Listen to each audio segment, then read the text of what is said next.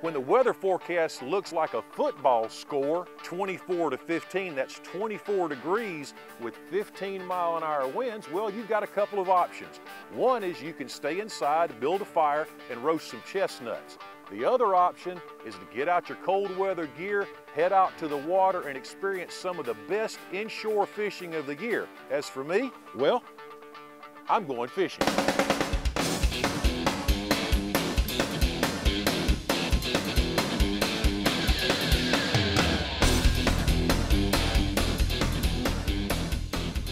Hey, how y'all doing? Captain Cephas here with your wintertime fishing forecast for the southern coastal area of Georgia. Now, just because it's cold outside doesn't mean the fishing action isn't on fire. And I'd suggest you take a trip down to the St. Simons Island area and fish the Hampton River area there. The marshes and the backwaters, the redfish are absolutely on fire. Now, one thing that you do want to be careful of, and when you're planning your trip, is look at the tide tables. Now, if you've got a smartphone, you can download the Navionics application here, and you can see exactly when the tidal movement's going to be at its best. Now, the reason for this is you want to fish the last half of the falling tide. That's going to give you great water movement, and that's when the reds are going to be up in the shallows. Now, I'll suggest one other thing. Look at the moon phases.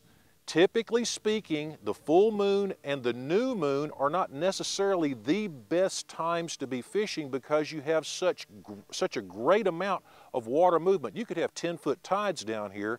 All that water movement will tend to dingy up the water. So if you can plan your trip, then fish between the new moon and the full moon. Another thing to keep in mind is look for oyster bars, for points and for pockets and cuts where that water is going to be moving across the bars or coming out of the cut. That's a great place where reds will be hanging out to ambush food. Okay, I'm coming up to you there, Dean. Here you go. Got it. All right. Oh, well, that fish is caught. Look at that right there. And on a day when most people are going to be staying at home, sitting on the couch, we're out here in, well, the cold weather, but catching these beautiful South Georgia, St. Simons Island redfish. Look at that guy right there. Awesome.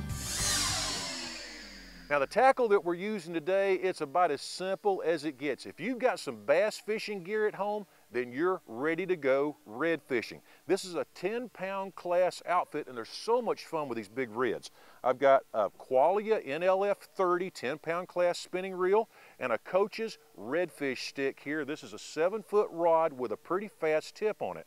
Now, the lures, again, real simple. A 1/4 ounce whoop-ass jig tipped with a piece of gulp. Now, it's always important to use a piece of leader material to attach your lure to. We're fishing oyster rakes out here, and those oysters are sharp, so you don't want to take a chance of cutting your light line. I'm using 20-pound test triple fish chum line leader material, and I've tied the jig using a loop knot. That gives the jig a lot more action when it's under the surface.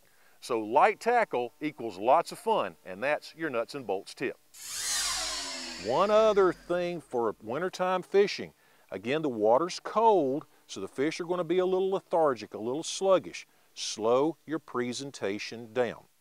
Slow, in this case, is good. The current's going to move your bait laterally. All you've got to do is slow down your retreat. Give the fish a chance to engulf your bait. Unbelievable. Look at that. That is the man. That's what we come here for, buddy. That's what we come here for. Now remember, it's cold out here, so think safety. File a float plan, layer up, wear the appropriate clothing, have some good warm gloves that you can handle fish with and that you can tie knots with. Keep something on the top of your head to keep your head warm, and you'll have a great time out here on the water. The nuts and bolts of fishing and boating is brought to you by Whoop-Ass Fishing Tackle, the fish catchingest lures you'll ever throw. Open up a can on them and catch more fish.